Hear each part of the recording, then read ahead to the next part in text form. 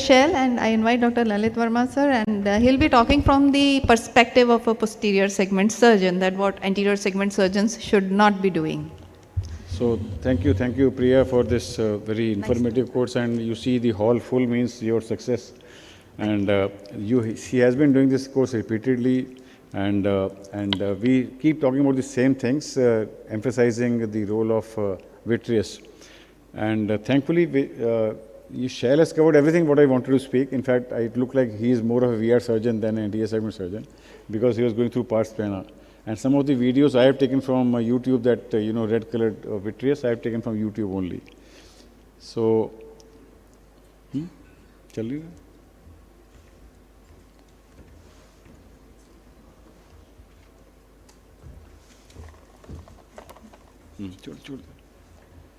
Okay, we'll start with the. Yeah, thanks. I'll talk about PCR, this wonderful venue. I'm thankful to that. PCR does happen. This has been stressed again and again. It happens during the learning phase because surgeon is not experienced, or it happens because of a busy surgeon who's overconfident, who wants to do in 1 hour 10 surgeries. It generally happens once you are in a hurry or at the fag end. This is what referral we get. Doctor, I was doing completely last bit of it, went away, and we don't have machine and therefore referred. This is usual complaint which the patient comes to us. But issue is not of PCR, and Shell has very nicely described how after months and years also this lens is well centered. Issue is how it is managed. Whether you are doing a cursory kind of vitrectomy or you are not doing vitrectomy at all. So I'll just show 1 or 2 videos. This may be some overlap. This is one patient who has had PCR, and you see what is being done. The wound is slightly enlarged, and then here comes the infusion. This has been emphasized, it should be a low volume, and as Sanjay was saying, what is being cut, we don't know. With the help of cutter, wo andar to chala gaya, but it's not what is happening, we don't know. So this is what we call a blind vitrectomy. You don't see what you are doing, and you're doing a blind vitrectomy and consoling yourself kar diya, and you put a lens inside. Believe me, this eye is doomed for GRT or whatever for lifelong, and you have to keep under follow-up. So that is what is the curse of PCR. Another video of another surgeon actually. You see here there is some air bubble here. So this is a nicer thing. At least after that PCR he has bothered to put tricot inside. And with tricot has the property to get adsorbed onto the vitreous fibrils so that they are seen. And now it is a definite. You see all this vitreous here. So this is being cut. Like he said, severed, because the connection between the anterior and the posterior should get severed, so that we want there should be no traction onto the anterior base. So this patient is less prone for posterior segment complications as compared to the first video which I had shown. So IL is already inside, but that vitreous, I think whatever was there in the anterior segment has been taken care of. Is this enough? So if you do not have VR support at hand, or you do not know the job of vitrectomy, best would be to put some tricot and do this, what I was showing. You can still, if you have done an anterior segment vitrectomy with the tricot, can still go ahead and put on the anterior capsule this bag, but ensure that wound is secure, and then maybe follow-up can be done by a VR surgeon. Aim is that there should be no vitreous and should be a nice round pupil. That is, I think, the end point of doing a good vitrectomy. And never pull the vitreous. And do not do a blind vitrectomy, which I think Sanjay alluded to very nicely. And for this, Sanjay, one suggestion is that if you have an old cutter, it will suck, not cut. So most of the anterior segment surgeons will never have a fresh cutter. So best is to have a good cutter, even at the cost of increasing the expense. A good cutter will definitely cut in the presumed area rather than suck. So old cutter will suck and not cut. So good cutter, handheld infusion, slow infusion, because if you have fast infusion, it will hydrate and push more vitreous. And leave as much as rexis, both anterior as well as posterior, there so that lens can be supported. And as Priya was saying, do not go deep. Have a horizontal plane of action rather than as an action like this. If you should have a horizontal plane of this thing. And just behind the iris plane, keep doing the vitrectomy. So messages in the event of crisis, and believe me, these 5 pictures I have taken from my own where vitreous was not properly tackled. In the event of crisis of this PCR, and in case you want your patient, like Shail was saying, to be stuck with you or follow with you only, respect the vitreous. Respect the vitreous, if not the VR surgeon, at least respect the vitreous. Because this will actually help you. And believe me, this patient does require long follow-up. He showed indirect OCT, free OCT, you have to keep doing. Otherwise, believe me, things like this, this is GRT, this is detachment, this is a CME, media haze, this is PVR. There are more examples like this, but I thought I'll show you this is a reality. This is not a myth that I'm speaking from here or Shail or Priya. This, you have to respect the vitreous. So why this colored vitrectomy, which I said chromo kind of vitrectomy, is because clear vitrectomy is difficult. In clear vitreous is difficult to see. Because believe me, it's a specific science. You have to see and cut. You have to say to see and cut. Then only vitreous can be cut. So therefore, triamcinolone gets adsorbed onto the vitreous fibrils and makes vitreous easier to visualize. Otherwise, believe me, you are right that you are doing a blind kind of vitrectomy. And this facilitates complete job, precise job, and maybe time taken also is less, that you are not inside for a long time. Because you know what you are cutting and you are seeing. And also reduces the chances of complications, because you have done a complete job and precise job. This is about pars plana, which I think Shail did emphasize, and even at the cost of repetition, I will speak about this PCR, and this is the PCR has happened, and surgeon doing a vitrectomy again with the health cutter, a blind kind of job being done. You do not know what is being cut. It's basically time pass kind of job which is going on, and this is vitreous getting more hydrated also, and more vitreous gel will prolapse into the anterior part. This is what Shail also showed, and I copied this from YouTube of Vasavada, where if you do it from posterior segment, you are pulling it inside. But if you do from anterior segment, you are making it larger. There is a possibility that it will increase. So you see how ragged, I think I will not repeat this. So I will take you to this patient who had surgeries being done by our colleague, a traumatic patient, traumatic cataract, where there was, the patient had been spoken, there is a possibility that there may be a pre-existing PCR because of trauma, because on ultrasonography could not. So, but because surgeon was confident and went ahead. So at this time he gave up because vitreous was admixed. If the vitreous is admixed with the cortical matter, no matter what you do, it will trouble you. It will trouble you. So we go from pars plana, clean up the lens matter, and there is a big PCR there. Try to take time, don't be in a hurry, because if you are in a hurry, then you may disturb this capsule also. And the whole job of optical rehabilitation then will go for a 6.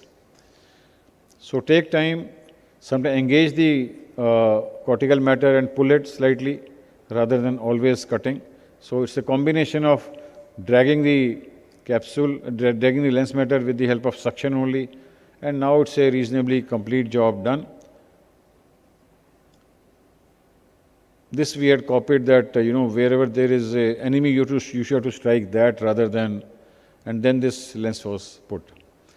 So limbal root carries the risk of extension, traction, residual vitreous, whereas through pars plana, although there is always an inertia or hesitancy, the possibility of extension of PCR, traction onto the retina, and possible complete removal of vitreous is this. So we should get away from that thought block that anterior segment surgeon can't do it. Believe me, all of us have to learn this trocar cannula system. It's not difficult at all. So, as I said, the first thing is avoid the first upper left corner. If you are not confident, do transplanar assisted vitrectomy from anterior segment, and best is to learn the trocal system, and vitrectomy for the pars plana is more definitive, or possibility of complications is much less, and avoid complication like this. So pearls are that do not chase the lens matter also in the vitreous. Suppose lens matter has fallen with a phaco probe. Believe me, if there is a PCR, if you put a phaco probe through that with the hope that this will swirl up and come into my probe and then I'll take it out, don't do that, because you are not respecting the vitreous. And do not attempt to do that irrigation and float up this lens matter. And never use this deadly instrument like this, which vectors like this, and try to pull. You see, this patient has a vitreous loss, and what is being removed is this kind of sweeping the vitreous is most dangerous. And this, putting this vectis inside, just an attempt to salvage or attempt to salvage this nucleus, this will not.